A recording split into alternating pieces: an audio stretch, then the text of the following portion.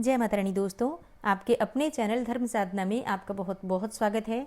माँ भगवती दुर्गा की कृपा सदैव आप और आपके समस्त परिवार पर बनी रहे। दोस्तों, आज की वीडियो में मैं आपसे बात करने वाली हूँ माघ मास की गुप्त नवरात्रि के बारे में।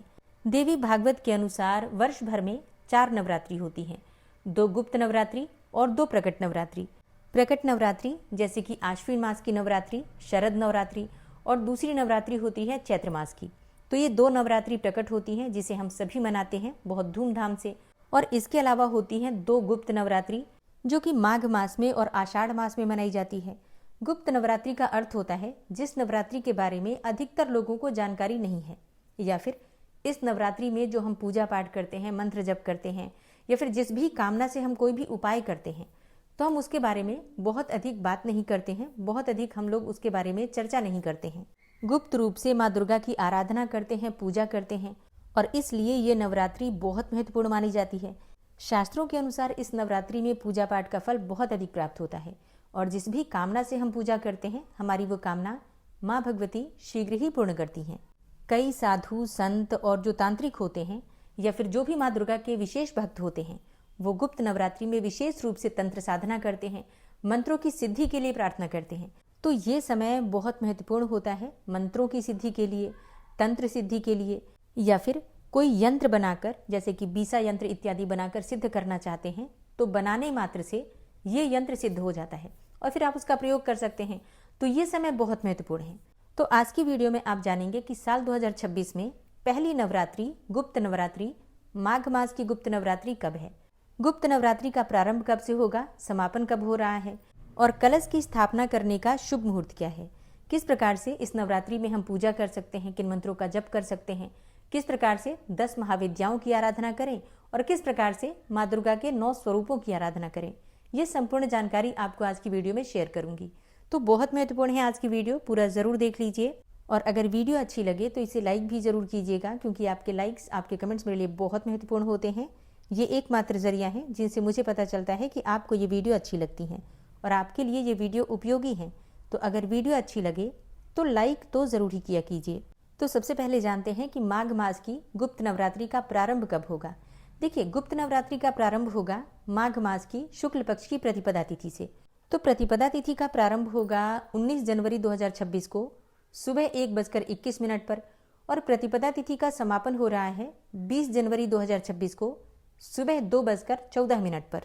तो सूर्योदय काल में प्रतिपदा तिथि हमें प्राप्त हो रही है 19 जनवरी को, इसलिए 19 जनवरी 2026 से यानी कि सोमवार से माघ मास की गुप्त नवरात्रि का प्रारंभ हो रहा है। और नवरात्रि के पहले दिन कलश की स्थापना की जाती है। तो कलश की स्थापना करने का शुभ मुहूर्त है सुबह 8:34 से सुबह 9:59 तक। इस समय में आप कलश की स्थापना कर सकते हैं। अच्छा, अगर आप किसी भी कारणवश इस समय में कलश की स्थापना नहीं कर पाते हैं तो अभिजीत मुहूर्त में भी कलश की स्थापना आप कर सकते हैं। तो अभिजीत मुहूर्त में कलश की स्थापना करने का शुभ मुहूर्त है दोपहर में 12:13 से दोपहर 12:58 तक। तो कलश की स्थापना करने के लिए 2 शुभ मुहूर्त आपको प्राप्त होंगे। तो आप अपनी सुविधा के अनुसार देख सकते हैं, जो भी शुभ मुहूर्त आपके अनुकूल हो, आपके समय के अनुकूल हो, उसके अनुसार आप कलश की स्थापना कर लीजिएगा। अच्छा, एक प्रश्न आता है कि क्या गुप्त नवरात्रि में भी कलश की स्थापना करना आवश्यक है। देखिए, नवरात्रि कोई भी हो, चाहे प्रकट हो या गुप्त हो, जब हम कोई भी विशेष अनुष्ठान करते हैं तो कलश की स्थापना करके अगर आप कोई भी अनुष्ठान करते हैं, पूजा करते हैं, तो उसका संपूर्ण फल आपको प्राप्त होता है। तो प्रयास करना चाहिए कि कलश की स्थापना कर पाएं। लेकिन अगर आप कहते हैं कि गुप्त नवरात्रि है और गुप्त रूप से हम माँ की आराधना करना चाहते हैं, पूजा करना चाहते हैं, सिर्फ मंत्रों का जप करना चाहते हैं, ठीक है, और कोई भी हम ऐसा नहीं चाहते हैं कि किसी को पता चले, तो आप कलश की स्थापना बिना किए भी पूजा कर सकते हैं। ठीक है, तो कलश की स्थापना अगर आप चाहें तो कर सकते हैं, अगर आप नहीं चाहते हैं तो बिना कलश स्थापित किए भी पूजा कर सकते हैं, कोई दिक्कत नहीं है। अच्छा, अगला प्रश्न आता है कि क्या हम इस नवरात्रि में भी जवारे बो सकते हैं, अखंड दीप दान कर सकते हैं। देखिए, इस नवरात्रि में जवारे ना बोएं तो ज्यादा अच्छा है, मतलब जवारे बोना अत्यंत आवश्यक नहीं है। हाँ, अखंड दीप दान आप कर सकते हैं, चाहे तो व्रत कर सकते हैं या फिर बिना व्रत किए भी पूजा कर सकते हैं। ठीक है, व्रत करते हैं तो अत्यंत ही श्रेष्ठ है, व्रत नहीं करते हैं तो शुद्ध और सात्विक भोजन रखिए, लहसुन प्याज का त्याग कीजिए, मांस मदिरा का सेवन नहीं करना है, और इसके अलावा आपको ध्यान रखना है ब्रह्मचर्य के नियम का पालन करना। तो जैसे कि हम प्रकट नवरात्रि में करते हैं, ब्रह्मचर्य के नियम का पालन करते हैं, लहसुन प्याज का सेवन नहीं करते हैं, घर की शुद्धता का ध्यान रखते हैं, सफाई का ध्यान रखते हैं, वो सभी नियम इस नवरात्रि में भी लागू होते हैं। उसी प्रकार से इस नवरात्रि में भी नियम पालन करते हुए पूजा करते हैं। जैसे प्रकट नवरात्रि में हम माँ दुर्गा के 9 स्वरूपों की आराधना करते हैं, उसी प्रकार से गुप्त नवरात्रि में माँ दुर्गा के 9 स्वरूपों के अलावा 10 महाविद्याओं की भी पूजा की जाती है। और वो 10 महाविद्याएं हैं माँ काली, माँ तारा, माँ त्रिपुर सुंदरी, माँ भुवनेश्वरी, माँ छिन्नमस्ता, माँ धूमावती, माँ बगलामुखी, माँ मातंगी, माँ कमला देवी और माँ त्रिपुर भैरवी। इन 10 महाविद्याओं की साधना की जाती है गुप्त नवरात्रि में। लेकिन देखिए, आम गृहस्थजन विशेष रूप से इस समय में भी माँ दुर्गा के 9 स्वरूपों की ही आराधना करते हैं, जैसे कि प्रथमम शैलपुत्री च, द्वितीयम ब्रह्मचारिणी, तृतीयम चंद्रघंटेति, कुष्मांडेति चतुर्थकम, पंचमम स्कंदमातेति, षष्ठम कात्यायनीति च, सप्तमम कालरात्रीति, महागौरीति चाष्टमम, नवमम सिद्धिदात्री च, नव दुर्गा प्रकीर्तिता।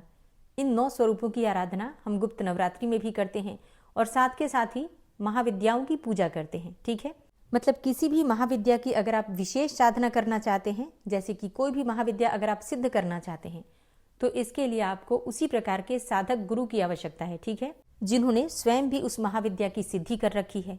ठीक है, तो ऐसे में आम गृहस्थजन इस गुप्त नवरात्रि में क्या करें?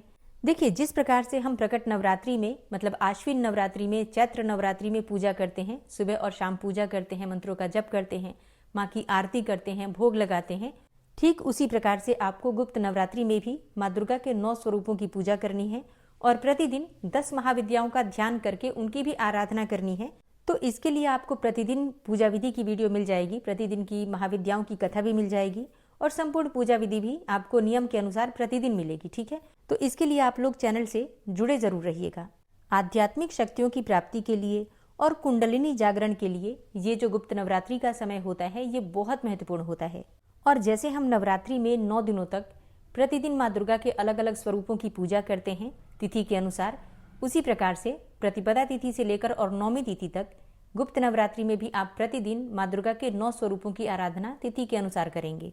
तो माघ मास की गुप्त नवरात्रि का प्रारंभ होगा 19 जनवरी 2026 को सोमवार के दिन और नवरात्रि का समापन होगा 27 जनवरी 2026 को, क्योंकि इस दिन 9वीं तिथि है, नवरात्रि की महानवमी, और 10वीं तिथि को व्रत का पारण होगा।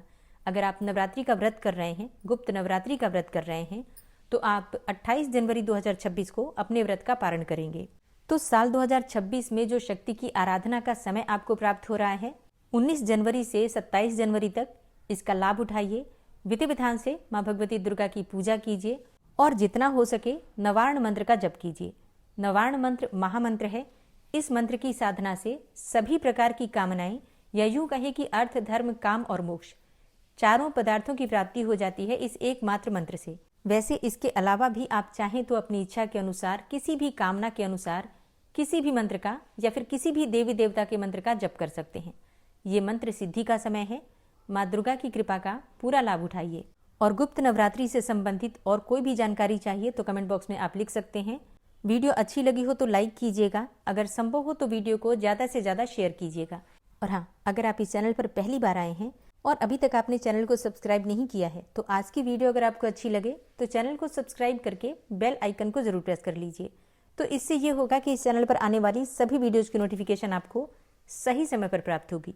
मिलती हूँ मैं आपसे अगली वीडियो में, तब तक के लिए जय श्री राधे।